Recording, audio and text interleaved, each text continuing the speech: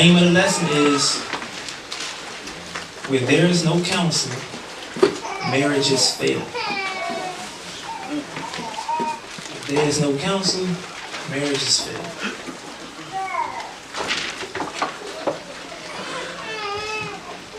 So,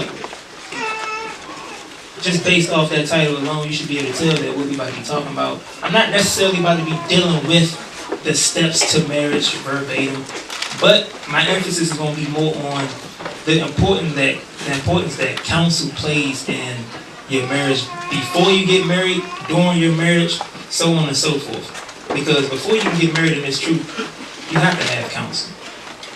And the leadership that's locally here play a large part in the marriages that go on down here. So we're going to touch on a couple of things. We're going to take a trip through Proverbs real quick. Go to, Finn, you read? Yeah. Give me Proverbs 1:25.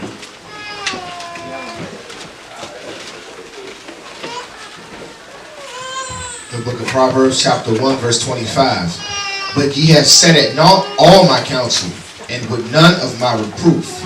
And that goes for a lot of people that's in this room right now. A lot of people don't really listen to the counsel of the Most High, because y'all may think that when y'all dealing with one of the officers or y'all dealing with one of the soldiers, etc., that person is giving you their own opinion. When in reality, if we going based off the scriptures, who's the real person that's talking? Most High. The Most High, right? That's why we use his words according to Romans 3 and 4. Read that one more time. But ye have set at naught all my counsel, and with none of my reproof. Jump to verse 30. Verse 30. They would none of my counsel, they despised all my reproof. Read that one more time, sorry. Proverbs chapter 1, verse 30. They would none of my counsel, they despised all my reproof. They despise it because you don't listen to it. That's like, I'm going to get the scripture later. Go to Proverbs 11 and 14. Counsel plays an important part in marriages, like I said. I got to reiterate that because I don't really think people really understand how important it is. Read that. Proverbs chapter 11, verse 14. Where no counsel is, the people fall. Read that one more time. Where no counsel is, the people fall. Where there's no counsel, the people fall. That's very clear. It's almost entitled with the class. Where there's no counsel, a marriage will fail. That holds to be true. As long as I've been in this truth, I've seen it time and time again, whether it be in this congregation or another congregation. The problems always arise when people don't take counsel before they decide who they want to prove. Because the real reason people don't want to listen to the counsel that we give when we say be patient, this person not ready, this brother not ready, this sister, so on and so forth, is because they burning their lust and they don't know how to control it. That's all it really based down to, because nobody's that pressed to jump into marriage if their lust wasn't burning at them. Let me just be honest. Read that one more time. Where no counsel is, the people fall. But in the multitude of counselors, there is safety. In the multitude of counselors, there is safety. Meaning what? If you reign on the doorstep of wise men that seek and fear the Most High God, that's wisdom right there. That's wisdom. The same way I seek out these men doorstep up here. And certain soldiers in here that's older than me that's been through experiences I have yet to been through. I seek those brothers. I wait out their doorsteps with life experiences. We never too wise or too proud to learn from each other in here. We got to understand that. Read that one more time, Finn. Where no counsel is, the people fall. But in the multitude of counselors, there is safety. Get Proverbs 15 and 22. Proverbs chapter 15, verse 22. Without counsel, purposes are disappointed. So without counsel, purposes, as the Bible say, is what? Without counsel, purposes are disappointed. They're disappointed, meaning what? Your purpose in this room and for this topic is to get married, right? To find your soulmate, whatever you want to call it, your significant other. But if you're doing that without counsel, it's going to fail. It's going to fail. It's going to be constant troubles that could have easily been avoided if you'd have had patience and did the proving process correctly.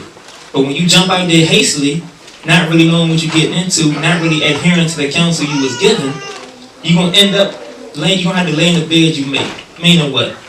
When you get that wicked woman or that wicked man, vice versa, don't come to the leadership door asking us to try to fix problems that would have been avoided had you listened to counsel.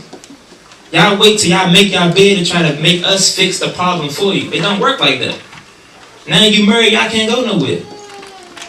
So what we got to do? We got to counsel y'all for the rest of y'all life? It's other problems that we have to attend to. We can't do these things. That's why it's important that you listen to counsel. Read it again. Without counsel, purposes are disappointed. Uh-huh. But in the multitude of counselors, they are established. In a multitude of counsel, they are established. Meaning what? If a sister come up to us and say, I want to prove such and such, we have experience with that brother. We say, you know what? This brother has a job. This brother's been working diligently. He been showing up. He been studying. Yeah, why not? But if a brother has been, as Officer Rubin would say, a poo butt, ain't doing nothing, scratching, laying around, living with his mother, we gonna say what? Nah, that brother, he got a lot of learning to do. He gotta grow up. Now, if you say, you know what? I'm gonna go around their back and do it anyway. By all means, because you're not harming us. You harming yourself because you're gonna be lying with that situation for the rest of your life. Them begging us to fix it for you. And we ain't got time to do that. That's why we try to make sure that everybody in DC, when you all get married, we want to make sure that that marriage is a happy one, that it lasts for a long time. Not that you get into the marriage based off lust and now you regretting everything. Now there's problems every time you turn around. Have patience. That's why we tell you all, have patience, seek counsel, so you can see who is doing the right thing, rehearsing righteous acts, and who is not. You understand?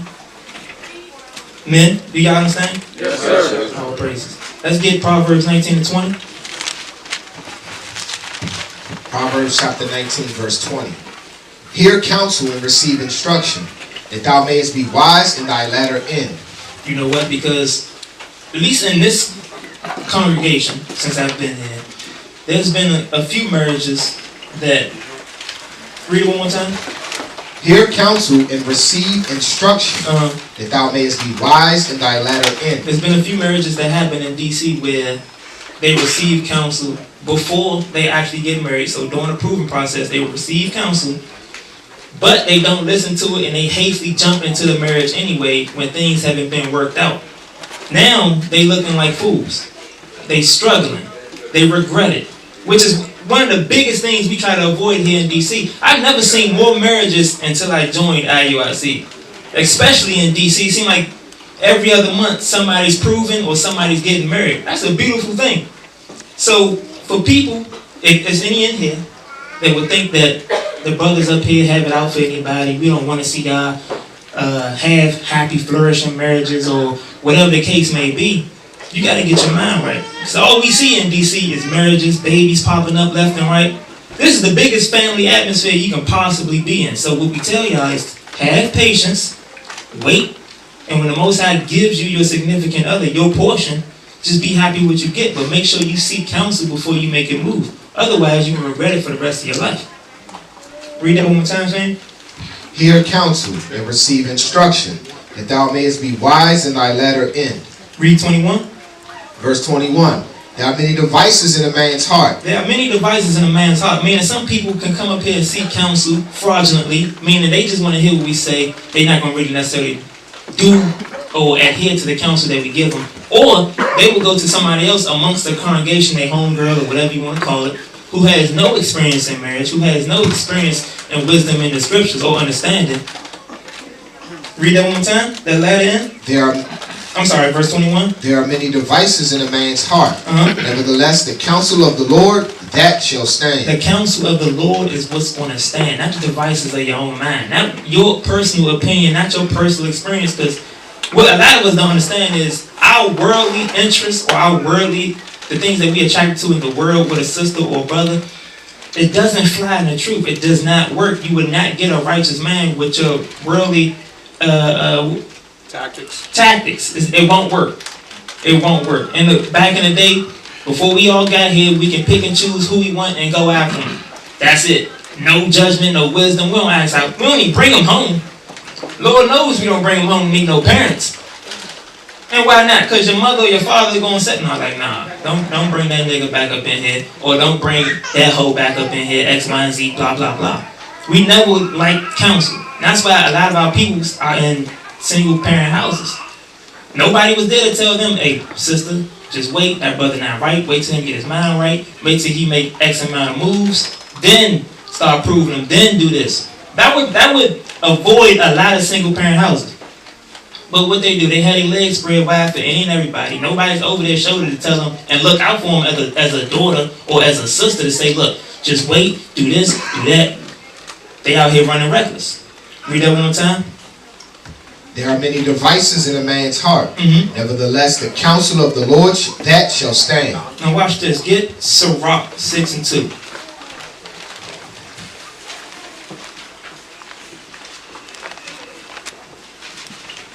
Sirach chapter 6 verse 2.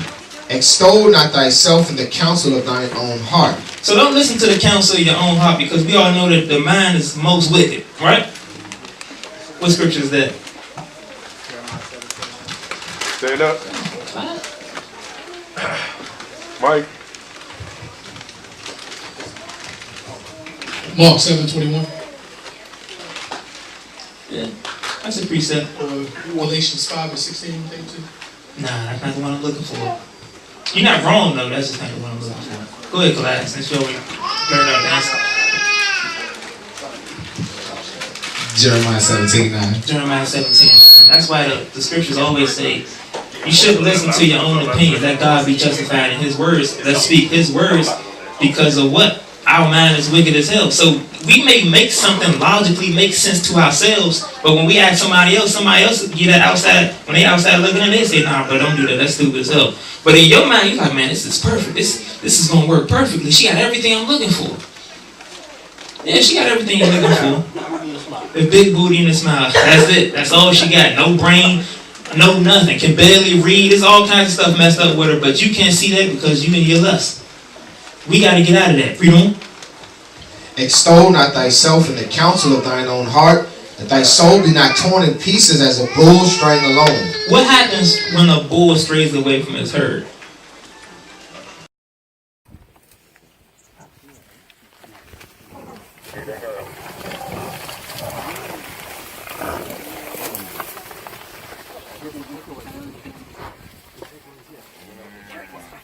Okay, sit still, eh? Sit still.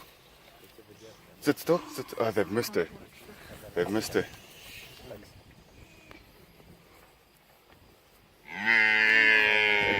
Okay, everyone sit still, hey? Sit very, very still. They're going to come and clap this one.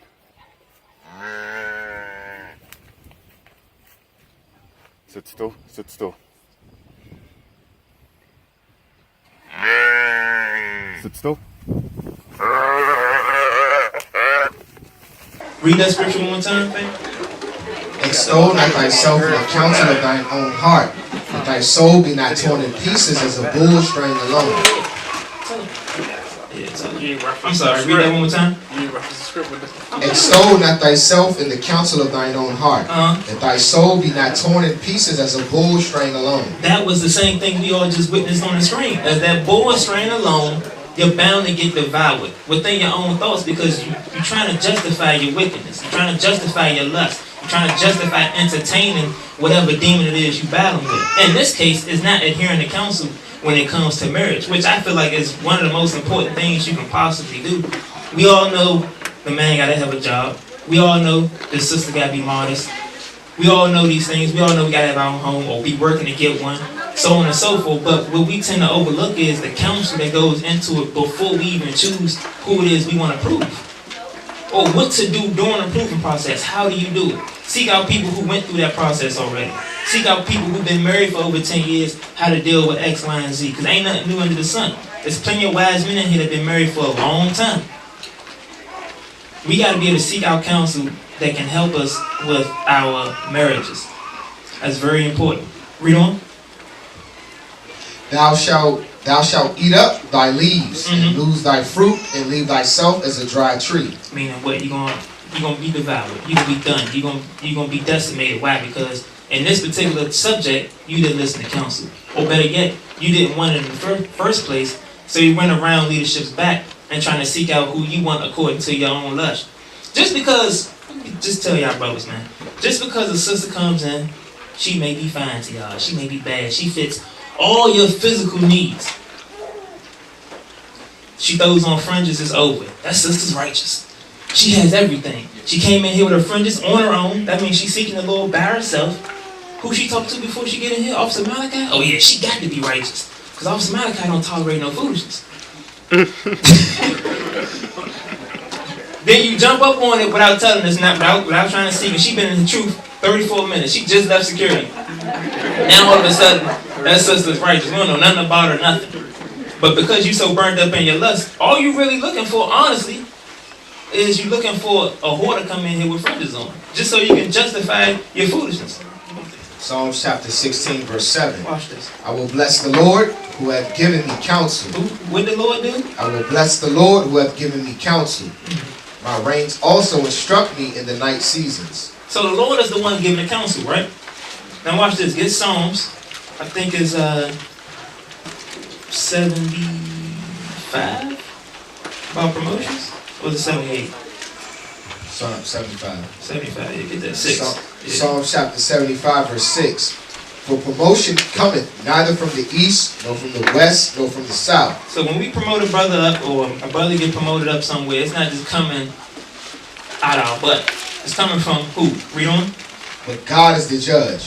He putteth down one and setteth up another. So when it comes to promotions and demotions, that's coming from the Most High, not from our own opinions, or not because we just woke up one morning and decided to promote somebody that we like or that we friends with, quote unquote. It's because the Most High decided to put them up there. Now, we're going to jump from that, go to Luke 10 and 16.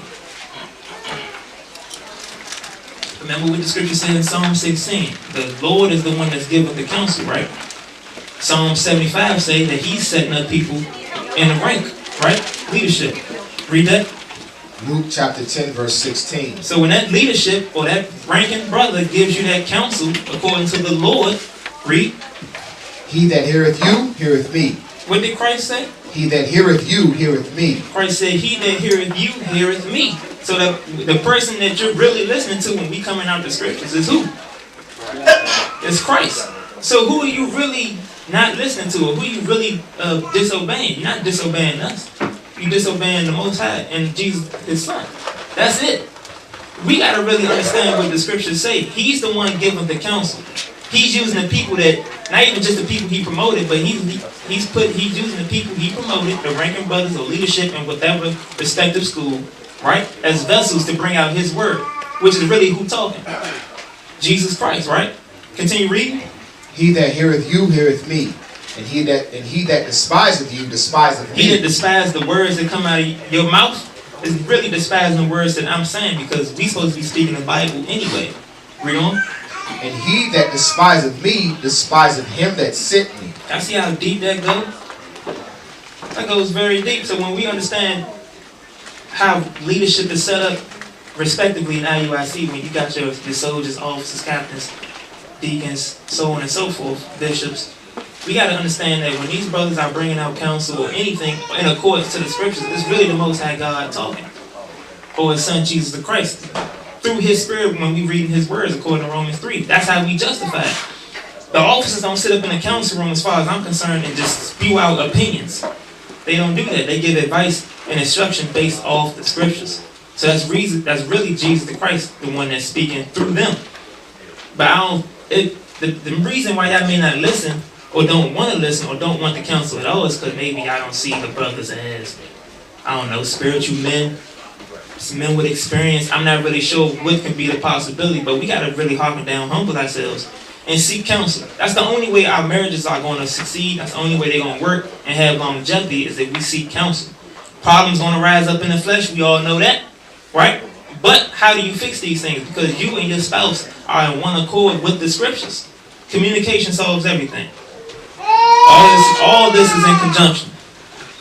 All this is in conjunction with each other. Most High is the one giving the instructions, the counsel. He's using us as vessels to bring forth his word in that counsel. So it's really him talking. So if you're not listening to us, you're not listening to the Most High, Jesus Christ, his son. Hebrews chapter 13, verse 17. Obey them that have the rule over you. Yeah, did that sound like a suggestion, man? That was a commandment, right? He didn't say you should or maybe. Read that one more time. Obey them that have the rule over you, and submit yourselves, for they watch for your souls, as they that must give account, that they may do it with joy and not with grief. Whether people believe it or not, the leadership here, I can speak for us because I'm here, we actually watch for both of you all souls, both men and women. We view all of y'all as brothers, uncles in some cases, whatever the case is, and we view all the sisters as either sisters, daughters, depending on age, aunt, whatever you want to call these people, as family in general. We view y'all as family. So when we give an account, when a sister come up here and say, you know what, I'm interested in such and such. If I view you as my sister, who I'm supposed to love in accordance to the scripture, I'm not going to have you get set up with some man that's not following God's laws. That's just very simple. Now, whether you accept that and you view me as, look, this brother showing me love, he has nothing to gain whether I'm married or not married. He's showing me love, I should listen to him. Instead of saying, clearly these men hate me because they don't want me to get married. No, sister, that's not the case. Far from the truth. We got to understand what it is that the scriptures is talking about. If we supposed to give an account with joy, we going to be like, look, if a brother interested in the sister, he comes up to us, he going to say, look, officer, such and such, I'm interested in sister such and such. We're going to say, with joy, you know what? That sister been here diligently. She serves, she do this, she do that. She here, she studies. Do that. Go ahead, you try to prove it. I was going to say, you said a lot there, because you also have to put yourself in a situation to where you're going to attract somebody from the other side, whether it be, you know, a man or a female, you know, male or female, a sister or brother. You know, if you're a brother, you just coming in here, you're not putting in no type of works, nobody know who you are, and then right after class you gone, you know, and you looking for a sister. You know, same thing with the sisters. If don't nobody know who you are, you're not putting in no type of works, how you know what I'm saying? Then, you know, you got to look at how you taking care of yourself. Are you grooming yourself up? You know, for the sisters, are you coming in looking like Harriet Tubman? You know what I mean? And brothers, you coming here, you know, your beard all scrouchy, you know, all this and that. You know, you got to look at your physique. Are you trying to work out or do something, you know, to try to get yourself in some type of health? All of those things contribute to, you know, being able to attract somebody. You understand? So you just got to, what is it, 2 Corinthians 13:5? Examine yourself? Yeah, examine yourself.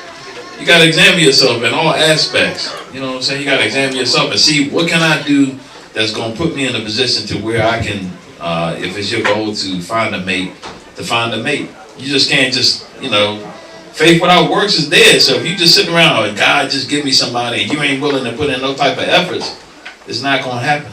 Hebrews chapter 13, verse 17. Obey them that have the rule over you and submit yourselves. For they watch for your souls as they... So we watching for you also amongst the congregation. We're watching to make sure that you don't set yourself up and regret the marriage that you decided to jump yourself into. It's our job to make sure we prevent as many bad marriages as possible. So if that means you have to be a little bit more patient, hold off that lust for a little bit longer, then just do that, because it's for your own soul's sake. Because then you jump in it and it's bad, you're going to be looking for somebody to blame. There ain't going to be nobody but yourself. You ain't blaming Officer Daniel. It just ain't happening.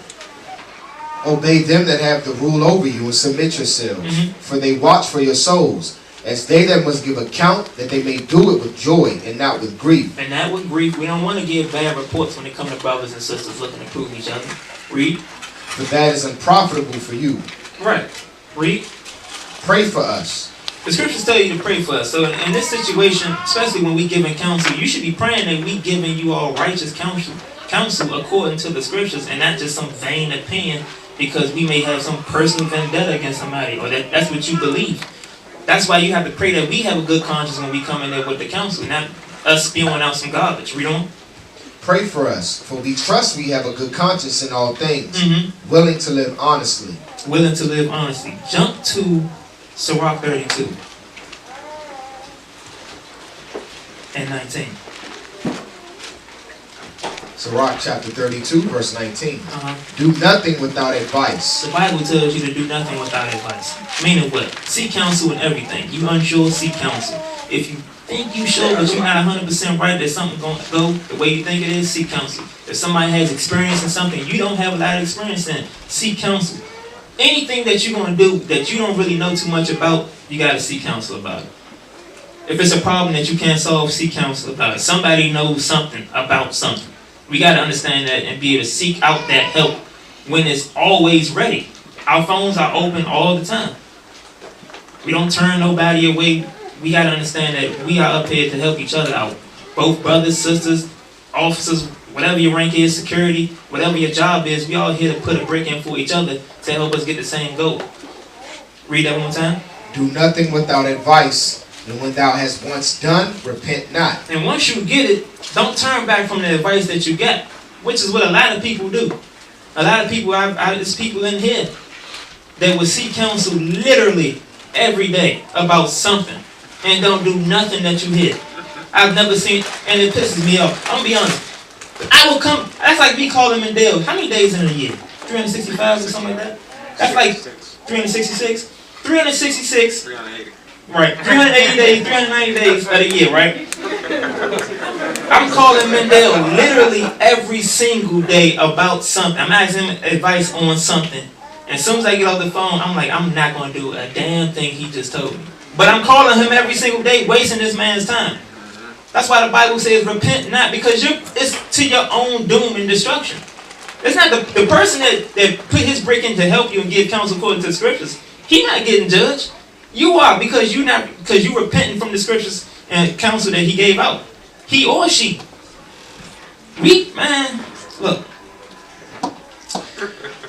We gotta adhere to what the scriptures say.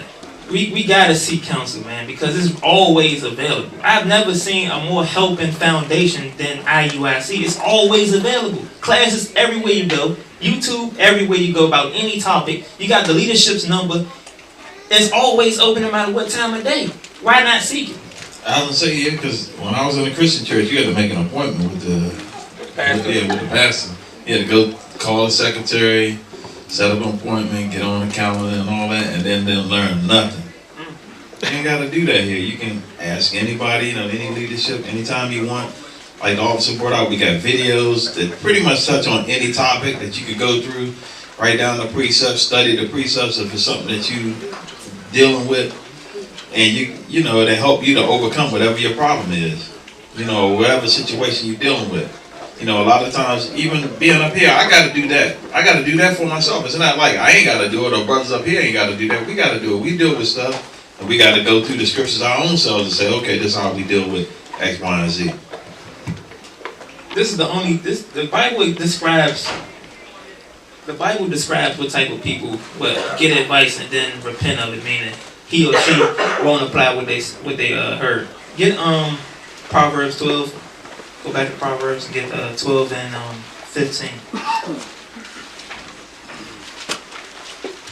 Proverbs chapter 12, verse 15. Mm-hmm. The way of a fool is right in his own eyes. Read that one more time. The way of a fool is right in his own eyes. Because they're a foolish person. They're either a foolish sister or a foolish brother.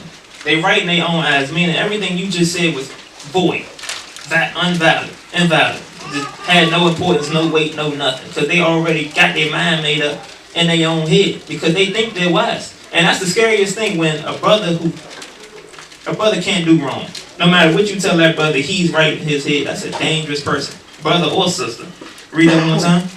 The way of a fool is right in his own eyes, but he that hearkeneth unto counsel is wise. Why? Because they're going to be the ones getting married with not a bunch of drama in their marriage 24/7.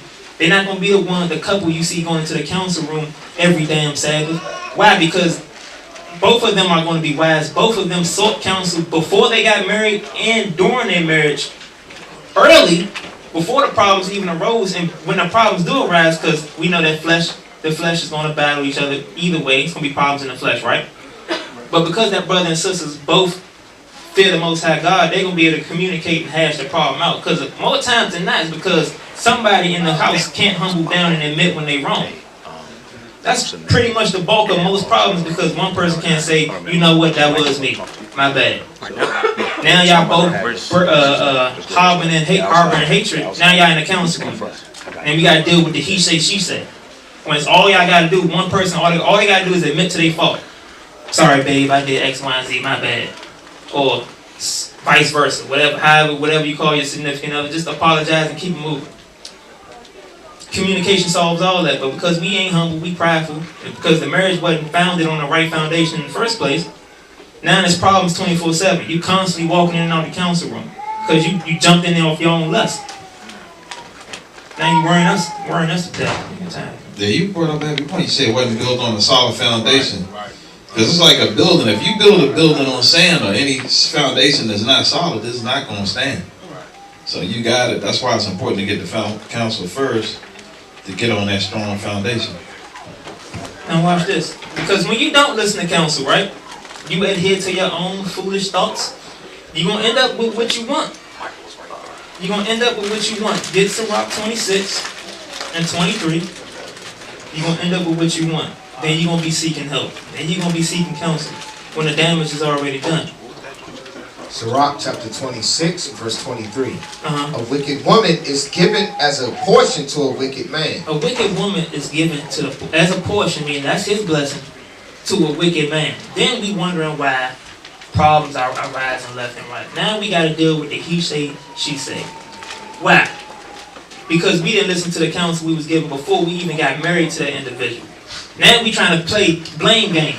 Can you read it again real quick? A wicked woman is given as a portion to a wicked man, and a godly woman is given to him that feareth the Lord. So that's heavy right there, because it's saying wicked woman, but you can use it both ways. But I know when I was, coming up, I would always hear a lot of sisters say, "It ain't no good men out there." When you read that scripture, you know what that's telling you? You can't find a good man because you ain't no good. That's what I say. You got to get yourself in order, and that goes both ways. Because I hear brothers say that too. That's why you got some brothers going over, the other nationalities and stuff like that. The black woman ain't no good. Like, yeah, you ain't no good, nigga. That's going both ways. Sirach chapter 25, verse 16. I had rather dwell with the lion and the dragon than to keep house with the wicked woman. That's saying so many different things on so many different volumes. Somebody's saying they'd rather dwell. That's what you do. That's what you do. She wanted to make her cameo. But read that one more time. I had rather dwell with the lion and the dragon than to keep house with the wicked woman. Somebody said that they would rather dwell with a lion and with a dragon to be in a house with a wicked woman. That's so heavy. That's pretty much saying I'd rather choose death than deal with a wicked woman, which is crazy. But why did you get that wicked woman? Because you lusted after her. Then you laid with her. It's like, and then you woke up to her. You realize it ain't all what you thought it was gonna be. That's like y'all brothers that used to be club hoppers back in the day. That's like you in the club doing your thing with the lights off. You thinking everything good. The lights turn on. She busted as I don't know what. She might be a man. You have no idea. You know what I'm saying? Especially today. But now you realize that. But that's after the deed is already done. You can't take back that dance you had with that dude, girl, whatever it may be. Yeah, I saw something on YouTube or something with some cat dancing with one of them Obama women. Transformers. That brother was mad when the lights came on. That's so true. And that goes to your marriage. Oh, though. man. It goes into your marriage though, because you burning in your lust and you the blame with it thinking it's alright because that sister may meet all your worldly standards and your mind ain't been conformed to think more righteous when it comes to viewing how a sister is, what's really attractive and what ain't. You end up waking up next to that.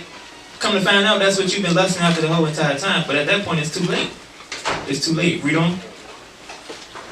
The wickedness of a woman changeth her face, and darkeneth her countenance like sackcloth. She looking mean and masculine.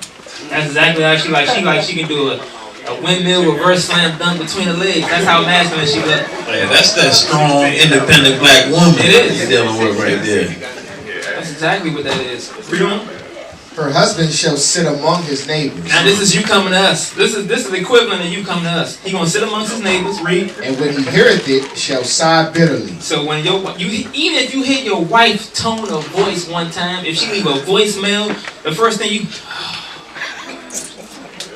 That number come on the phone. That phone ring. Right. Next you know the fun shut down, all that, your smile, your count is gone, all that out the window. But all these things could have been avoided if what? If you adhered to the counsel that you was previously given. But instead you burned in your lust and jumped on that anyway. Now you dealing with it. Come crying to us.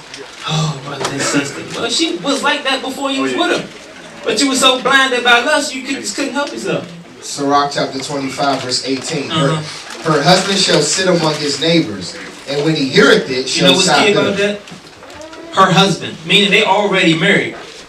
So it's already done. That's why he signed, because there's no escape. There's no way out of it.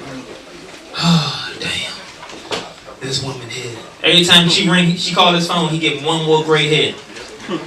It's just that bad. Read on. And all wickedness is but little to the wickedness of a woman. Damn. Read. Let the portion of a sinner fall upon her. What's the portion of a sinner? Death, right? According to what? Just yell it out. Proverbs 6:23. Bro, I was gonna yell it out. That one person said it. You said Proverbs 6:23? Boy, it was wrong. It was wrong. Good try though. Read on. As the climbing up a sandy way is to the feet of the aged. So a sandy way, you going up a sandy way, and you old as hell. That's already a fry, because just running and saying no matter what age you are is already hard as I don't know what. So you know the older you get, the arthritis kicking, your knees hurting, your ankles swelling up, and you walking down the sandy way. That's a horrible burden to carry. They say climbing up a sandy way. So that's what's going hill? uphill. Right, in the sand. Exactly. That's hard enough when you're young and healthy. Exactly. But you like 80 years old going up that. You know what you're doing? You huffing and puffing and sighing. That's Go ahead and read the rest of that. Read on. As the climbing up a sandy way is to the feet of the aged, so is a wife full of words to a quiet man. That's real heavy. That's annoying as hell. You a cool, laid back brother, but you decide to lay with somebody who got the lips of Chris Tucker. Them don't stop moving. Constantly nagging in the house. Constantly got something to say about something that you don't care about. But you lay with that. Don't come complaining to us trying to help us fix the problem. We can't make her stop talking. That's what you wanted. That joint is serious, man. I remember when I was sharing the office with one of my family and one of my cousins over there, her mouth, I could hear on the other side. I was like, Lord, I'm glad I ain't the dude that she was dating. I don't know how he dealt with it. Just me listening to it, or as an observer, I was about to go crazy. I was like, I couldn't deal with that, man. I don't know, man. I know we ain't supposed to commit suicide, but I was having suicidal thoughts. I ain't even gonna lie. You know what's heavy about that though, officer? Because when I did a little bit of work for that dude, I remember she came to the site. His wife came to the site, and she was asking for him. I was like, nah, I don't know yet. So when she left the building. He comes, this dude's like 6'4" too. He comes peeking around the corner, and he asked me, he was like, was my wife just here looking for me? I said, is he hiding from us?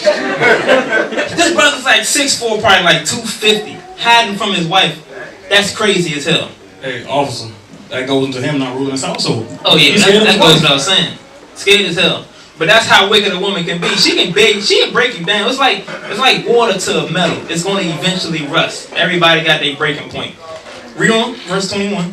Stumble not at the beauty of a woman. And that's what the problem is. That's why the marriages end up happening, because we tend to stumble at the beauty of a woman.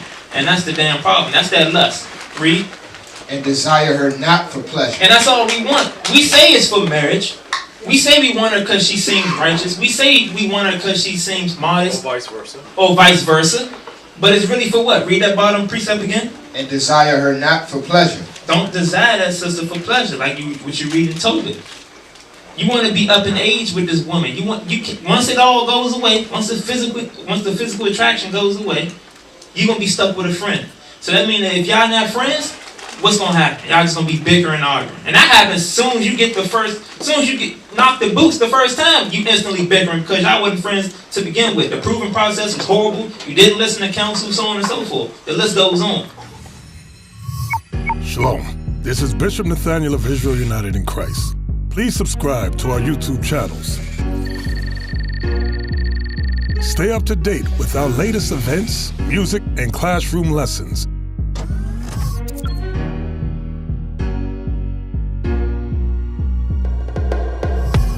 IUIC plans to continue visiting different countries where this gospel has not been preached before. IUIC needs your help in pushing this truth.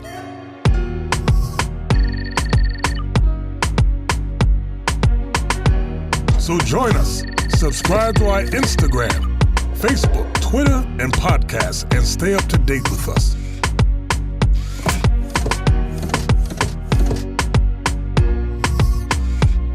For more information, please visit www.israelunite.org.